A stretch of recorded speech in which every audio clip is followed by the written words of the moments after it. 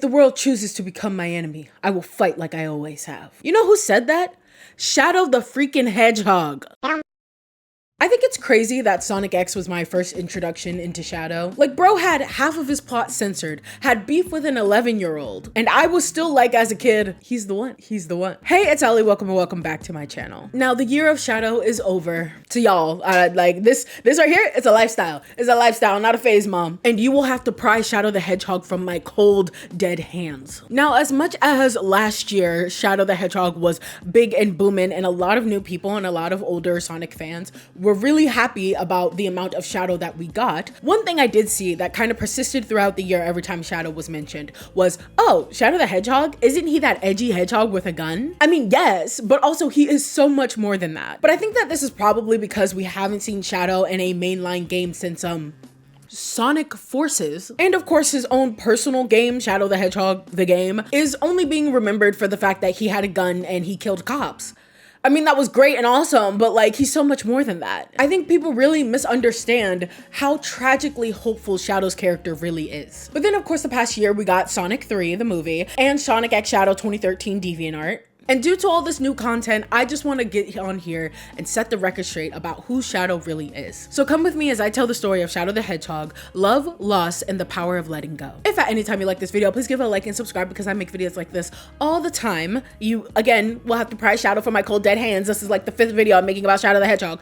But, you know, comment down below who your favorite Sonic character is. I know, like, there are a lot of characters out there who don't get the loving they deserve. You know, like Chaotix's crew, I love you so much. Please come back to me. So let me know if you have like an obscure fan favorite or a fan favorite you just think that, you know, needs to come back, or honestly anything that you would like to see from the Sonic franchise going forward, especially in the mainline games. And hey, let's jump into it.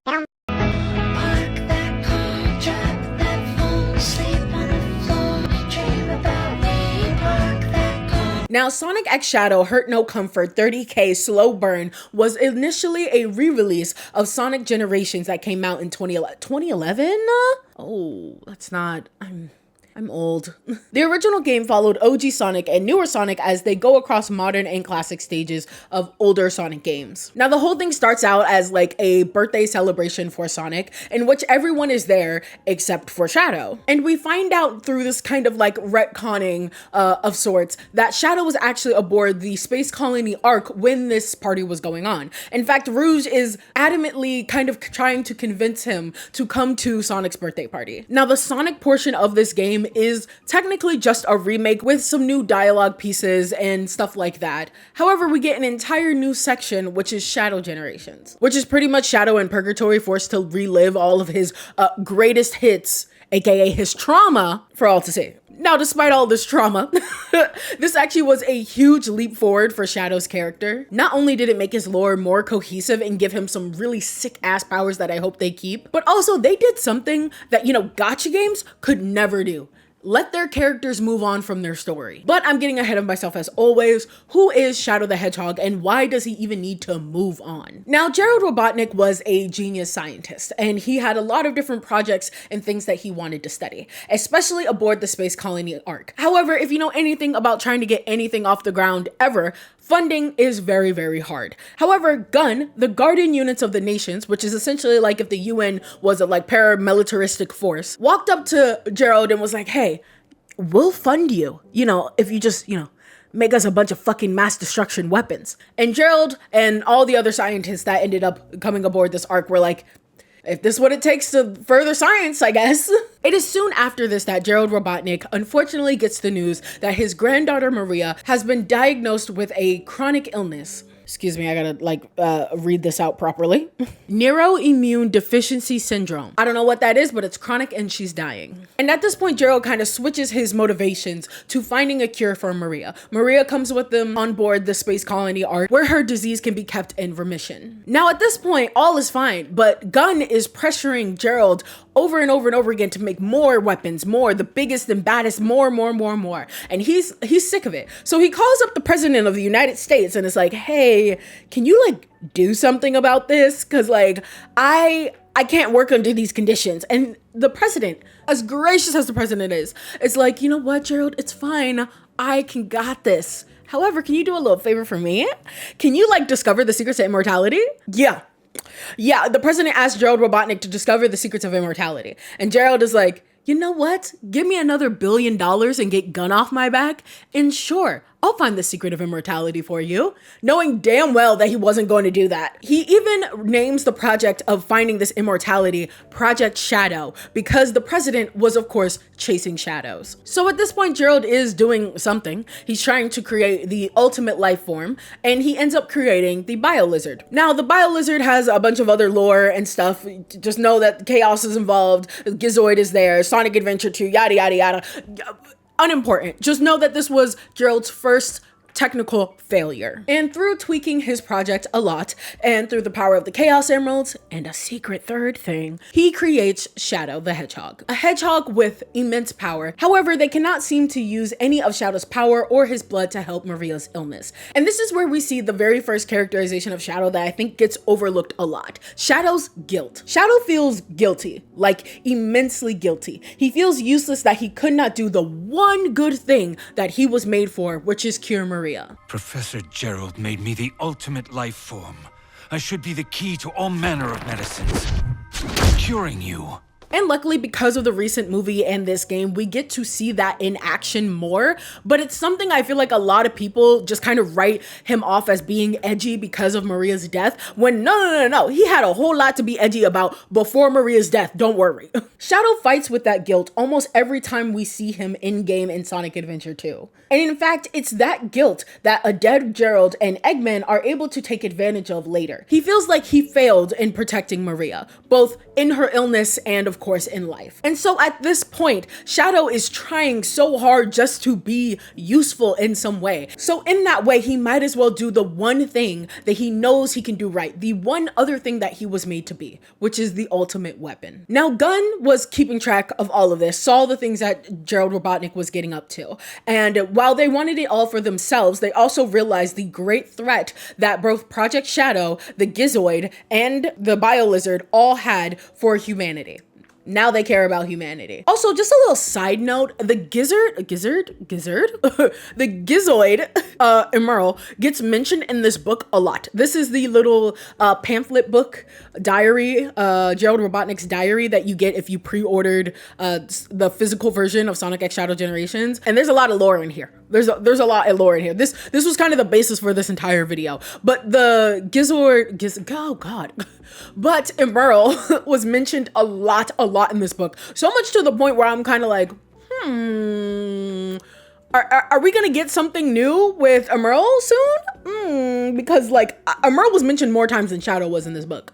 Like, I'm not joking. Like, there are pages and pages and pages of just talking about like the lore and like the beginnings of Emerald, and then like how he came to be, and then how he works and all this stuff. And he wasn't in the game. Like, he was in the like opening short, but he was not in the game. So why the fuck was he mentioned so much? Just food for thought. But I also think it's really interesting how Shadow is constantly being compared to or put in the same like area as robots. I think that's very interesting, considering that Shadow is kind of a pawn, which we'll get to later in the game, of like literally everybody. And the fact that he is kind of seen as just this ultimate life form being, which a lot of people equate to robots, and he's always seen with a robot or being compared to or is talking to a robot. Just food for thought there. Anyway, so Gunn is like, nah, we can't have this anymore, and wants to shut down the entire Space Colony arc. Anybody who doesn't comply with this will die.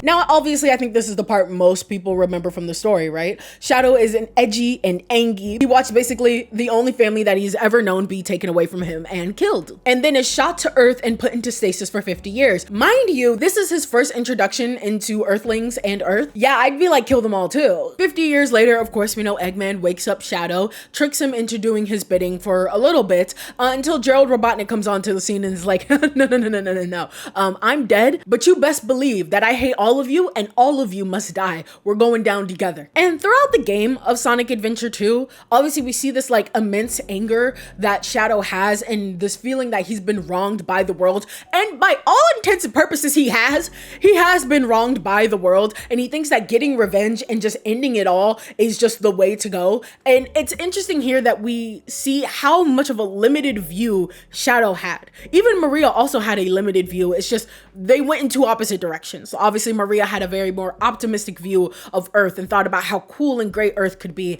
and Shadow's immediate actual like reference of Earth is just devastation and horribleness of humans and evil and all this other type of stuff. And he's just like, why would I ever want to be a part of this? This is what Maria wanted, and it's like tainted and it's bad, which I think the idea of being tainted will come back. Do not worry. And of course, thanks to Amy Rose, because some of y'all seem to fucking forget the reason why Shadow remembers what Maria actually wanted and realizes that, you know, some of Earth deserves to be saved or whatever, is because of Amy Rose. Don't ever forget, because I love people like to rewrite history and forget that Amy Rose was the one who told him to like really dig deep inside yourself. Okay, don't ever forget. Don't ever put some respect on my girl's name. Okay. But with all of this newfound love and hope for the world, Shadow then sacrifices himself because, again, he believes that he has done so much harm to the world that he believes it better for him to be gone than for him to actually live in it. And he uses his, you know, ultimate chaos power control, whatever. Super Shadow. He uses all of that to sacrifice himself for humanity. And then Sonic Heroes happens. Look, the only thing you really need to know about Sonic Heroes as it relates to Shadow is that Eggman created a bunch of Shadow clone robots. And Shadow, who has just been awoken in a pod after having been presumed dead, now wonders if he is just another android and not the original, furthering himself from being anything worthwhile. Now, I know a lot of people didn't like that Shadow came back at all, but I honestly think that this was a really good way to go about it. Despite Omega saying that Eggman had to have had the original Shadow in order to make all of these Shadow clones, we know Eggman. At any time, he could have just stolen a little bit of Shadow's DNA at any point to make all of these robot clones. So while Omega, again, another robot who's also like, you know, independent and like his own being and stuff like that, while saying this to Shadow is supposed to help, and it also shows that he is gaining friends in this moment, right? There is still that piece of doubt in the back of Shadow's mind of like, what if though? Like, what if I am a clone? What if I'm not the original Shadow? And then Shadow the Hedgehog happens. Now, I know some of you were getting your little Twitter fingers ready to type in the comments, you forgot about Black Doom, blah, blah, blah, blah. Listen. I wanted to show this in chronological order as it happened in the games, because that is also the way that it happens to Shadow. Shadow does not learn about Black Doom into Sonic Adventure 2, just the same way you as a player does not know about it technically, because it is technically a retcon. So let's talk about it. Journal entry 616. Desperate times call for desperate measures, and I am a desperate man. The Black Comet returned to Earth on its 50-year orbit. I had no idea it actually harbored. Aboard it was. Somehow he knew about and seemed impressed with my work. He offered me a Faustian deal. I accepted. Using his DNA, I was able to overcome every hurdle Project Shadow had put before me. The small, sturdy biped I developed can perfectly interact with energy. Wanted me to craft a herald for his future invasion. Wants Project Shadow to generate undying soldiers for them.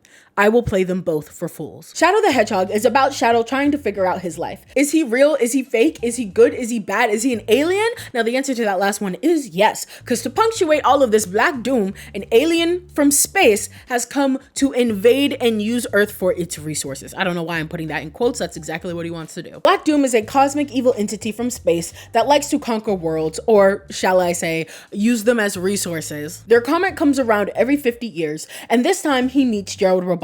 He sees Gerald's intellect and offers to help him with Project Shadow, in return getting Shadow back later to then be used to conquer Earth. And Gerald is like, yeah, fucking right. Now, Gerald's story is actually so sad, as he was a scientist who was being pulled in all different types of direction by the president, Gun, and now Black Doom, and he just wanted to save his granddaughter. Also, side note, in this little packet, we do get a little bit about Gerald Robotnik's family. He had 2 sons, and those sons eventually like have a rift apart or something like that. I find it very interesting though that Maria's parents end up having a new kid while while Maria is on the arc. And there's like a line in here that basically says that the underlying message of that was that we have a new kid now. We don't care about Maria anymore. That's insane. That's insane, actually. I think they're gonna burn in hell. Now, of course, we know that Gerald had imbued Shadow with Maria's like perfect, pure essence, right? And despite anything that would happen, that essence of Maria being so pure and so good will always triumph in the end. Or at least he would hope so. Even when, in the end, when Gerald loses himself due to the death of his granddaughter, he imbues Shadow with something that is technically going to make him evil. And I think Gerald Robotnik knows in this moment that if the world is truly good and deserves to be saved, then that goodness in Maria will come out in Shadow and overall just save the day. However, he is too distraught and too grief-stricken to even think of trying. So he just imbues Shadow with like revenge directives. And while that idea that Shadow has Maria's goodness in him so much that the goodness will always prevail, what that ultimately did was seal Shadow's fate as always being a pawn for somebody, whether that be good or evil. Which, side note, brings me to Sonic. Now, I think Sonic to be very narratively prevalent because obviously they're foils to each other, the original red and blue up in here. But more than just that, I think the foil goes deeper than just good hedgehog, bad hedgehog. I think something very crucial to Sonic's character is that he gets to choose. Sonic's whole thing is about freedom and living his own life, right? Kind of like the philosophy of Sonic is that the natural conclusion when you are free will be to be good, to be a good person, to do good, to be a hero. That is that. Even though Sonic kind of like pushes away the notion of hero, a lot of people do see Sonic as a hero. Now, I can go on and on and on about Sonic's characterization and the idea of freedom, and maybe one day I will, but we're only opening one can of worms for today. But yeah, Shadow is not free. He's the exact opposite of free. Even when he is supposedly supposed to be doing good, which we will find out in Shadow the Hedgehog, he is not free. He is supposed to be doing what others expect of him. He never got to choose his life path, whether that be good or evil. He never got a choice. And because of that, he spent every game, every waking moment of his life up until this moment in Shadow the Hedgehog, living by these impossible standards one way or another. Journal entry 650. The top brass still aren't satisfied. The Gizoid isn't big enough or flashy enough for them. Fine. I've developed a weapon. I'm calling it the... It directly taps into the Ark's central reactor to produce an unethical degree of firepower. They'll love it. However, to use it on any target on Earth would destroy the world. They'll never be able to fire it. Checkmate. It will, however, be the perfect tool to deal with when they return. Eclipse means shadow. This is canon. My gift to him in a battle he never asked for. I'm so sorry. Okay, now stick with me here. Shadow the Hedgehog has 10 endings. Yes, 10 endings. Technically 11 because if you want to get the true ending, you have to play through and beat all 10 endings and then you get the final ending. Okay. There's neutral, good, and bad. And one day I will play this game. Rest assured, I will play this game as soon as I, get back to streaming or whatever. I will play this game. Rest assured. But honestly, I think that Shadow the Hedgehog is actually kind of great. In theory, on paper, in execution, yeah, 10 endings, 11 endings is kind of crazy, especially to get all of them to get the true ending. That's crazy. But on paper, this idea is great. After being shown the truth behind his creation, Shadow loses himself for a second. How can he be the ultimate life form if he has something so wicked and evil inside of him? But that doesn't matter now. The true ending for Shadow isn't Black Doom, or to do nothing, or to even follow the hero's path the way of Sonic and friends. But it's to live the life the way that he wants to. I am all of me. Despite all that's happened to him, despite the loss, despite his destiny, whether or not he's a clone, he is his own hedgehog and he gets to choose what he wants to do with his life. A true anti-hero, if you will. And I am of course a sucker for your fate is to defy your own fate. I love that shit. Everybody go watch Nezha 2. Go do it right now. It's the highest grossing animated movie ever made. And for good reason. I need you to go watch it. I need you to go watch it right now. I saw it in theaters last weekend. Oh my God. Oh, it was so beautiful. Go watch it. But anyway, Shadow ends the game by saying this. Goodbye forever, Shadow the Hedgehog.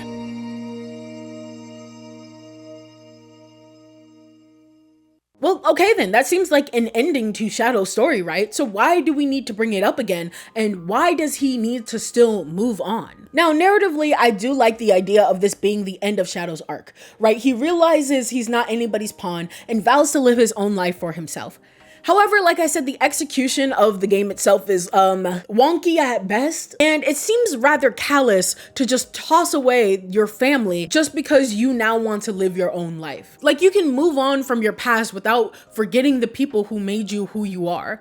And also, it kind of just seems like he's just willing to forget Maria, somebody who it obviously holds a very special place in his heart. It kept all of that edge to Shadow that by all of accounts should still be like a little bit softer now at least, right? And on a meta level, I think it's kind of difficult to put him into any game without bringing this aspect up. How can he interact with the kooky and crazy characters if he doesn't have at least a little bit of softness to him? Unless, of course, it's in completely unserious games like Sonic Riders, okay, no offense to Sonic Riders, okay? But like Sonic Riders, Mario and Sonic at the Olympic Games, all those types of games, right? The murder of Sonic the Hedgehog. Like, they seem out of character for him, but if we take into account Sonic X Shadow Generations, I think it did a really, really good job at making it so he is able to have these fun times without it seeming completely out of character for him. Also, I would have loved to have seen him in Sonic Frontiers. And so that finally brings us to Sonic X Shadow Generations. When I launched Project Shadow initially, I named it with scorn and mockery. I was trying to grab hold of an intangible goal. Later, it sounded appropriately villainous as I was toying with the fundamentals of life itself. But then looked upon the unfinished specimen and put things into a whole new perspective. A shadow tells you which way to go to find the light. In an instant, she cut through all of my pessimism and doubt and filled me with hope. As she's come to call him, will not be some dark creature, but a champion of life and hope. I would have not seen that if not for... She is truly a remarkable person who will go to do...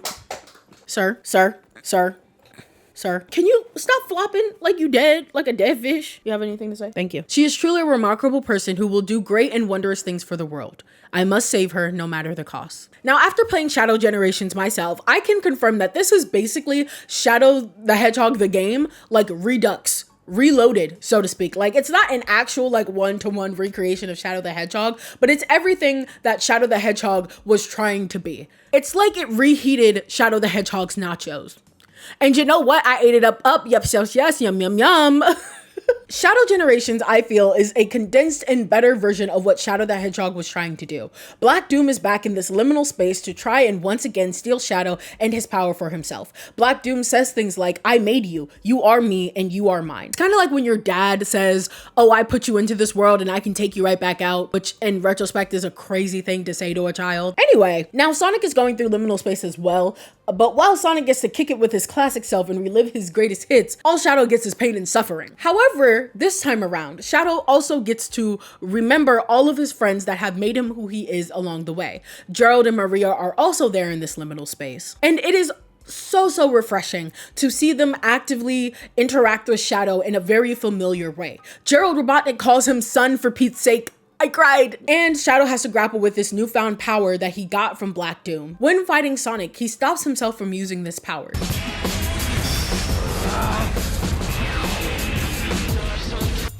I finally find you. And what do I see? Sonic defeating you. What happened?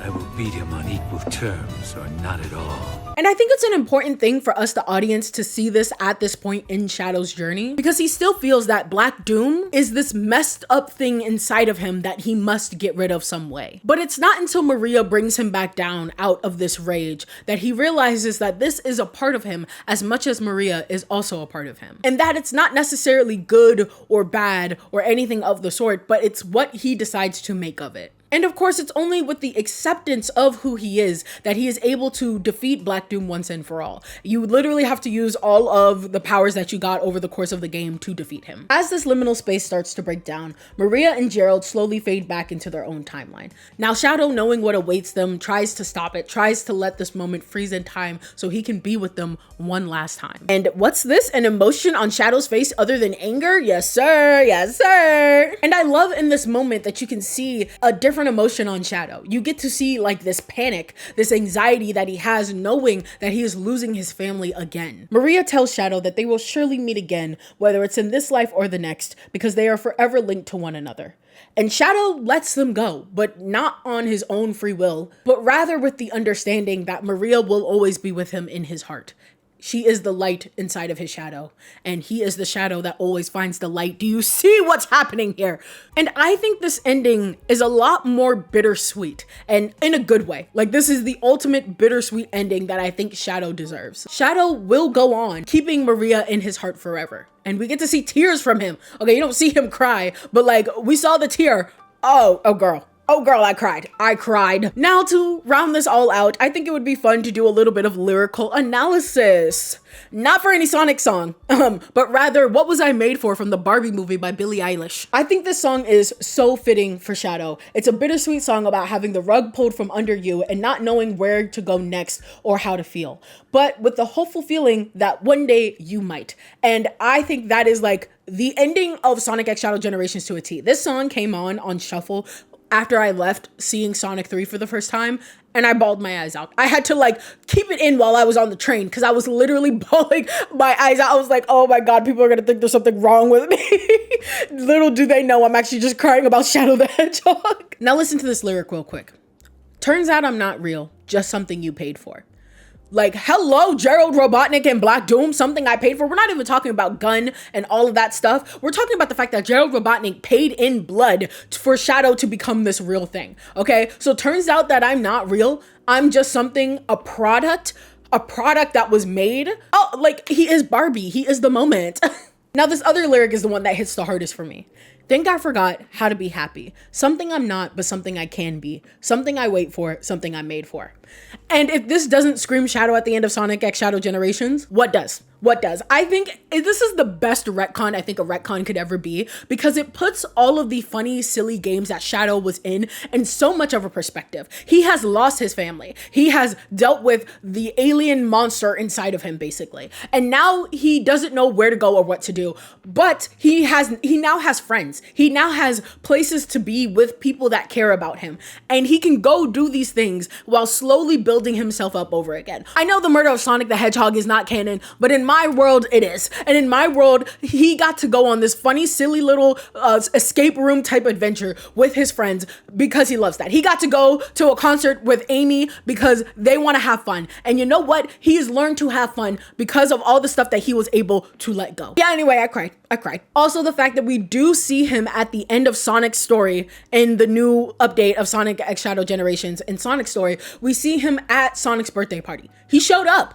He showed up there because at the end of the day, there are people there who care about him. People, animals. There are animals there that care about him, and those are his friends. And God fucking damn it, he loves them. Also in this song, there's a touch of Sonidal if you like squint and tilt your head. That song about like, don't tell my boyfriend it's not what he's made for. Again, the Sonic characterization there. Ooh. I could go all day about that, but we won't. Just know that if you do want to listen to this playlist, I have an entire playlist for Shadow. I'll link it in the description. Just know that it's not in order. Every time I hear a song that just reminds me of a part of Shadow's like life, I add it to the playlist, and I have yet to actually organize it in chronological order of Shadow's life. So you may get like a happy-go-lucky, silly song right next to the most angstiest song you've ever heard, so just be warned about that. So where does Shadow go from here exactly? Well, I don't pretend to know what the Sonic team has going on for the next new mainline Sonic game. It would be so cool to see Shadow in a situation kind of like Sonic Frontiers, where he is like in a new situation that he then gets to use his newfound character development to like do something about. I think that would be really fun. And what I really want is a Planet Mobius game, kind of like the world of the comics. It doesn't have to be based off of the comics, but introducing a bunch of new characters and like the Freedom Fighters and stuff like that, I think would be really, really fun. Or you know what? A new Sonic anime would make me lose my mind. Wherever they decide to take Sonic next, I hope that they bring Shadow along. And Team Chaotic, please. I miss my big dumb babies. I miss them so much. Thanks for watching all the way to the end. If you did, you are a real one. I knew I wanted to make a Shadow analysis video, especially after Sonic 3 and Sonic X Shadow Generations. A lot of y'all watched Sonic 3. When y'all came into the comment section of that Sonic 3 review video, y'all were like, I love Shadow, but I don't know anything about him, and I would love to see a lore video. I knew I wanted to do something about him because there's just so much to talk about with him. So I hope that you see this as less of like just telling the story of Shadow, but also like talking about the analysis of his character and why I love his character so much more than just him being the edgy black hedgehog. And I know I skipped over some games and I skipped over some lore, so if there's any fun lore bits about Shadow that you want to leave down in the comments below, go ahead, let us know, let's start a conversation. And I do plan on doing a lot more of these kind of character analysis type videos, maybe like once or so a month. And then maybe the other video I do that month will be something like super silly. Just because these videos take longer to make, but I do like doing like sillier ranty videos every now and then. So with that all being said, I do have a suggestion box for any of those types of videos you would like to see. I have gone through and I have seen some of them. I have gotten like some things. I usually try to see like what you guys like and then what I like, and kind of if they align, then that makes a really good video, right? Danganronpa 3 and Apollo Justice is on deck. They're on deck. I'm just waiting to buy the games because they're not on sale. They are still full price. These games came out years ago, almost 10 years ago these games came out, and they're still full price. You know why? Because queer people. Because they know us queer people love those fucking games. They're like, babes, we know you queers love that fucking game, and so therefore you gotta pay full price for it. It's kind of homophobic when you think about it. But yeah, so I'm just like waiting on those games to go on sale, and then I will buy them and maybe play them on stream and then make a video about them. However, Usopp is the next like big one I got in the jar, so like, you know, be ready for that probably in April. So anyway, yeah, thank you so much for watching, and thank you so much for letting me babble about Shadow the Hedgehog for so long. I love him so much. Thank you so much for watching, and I will see you in the next episode. Love and peace.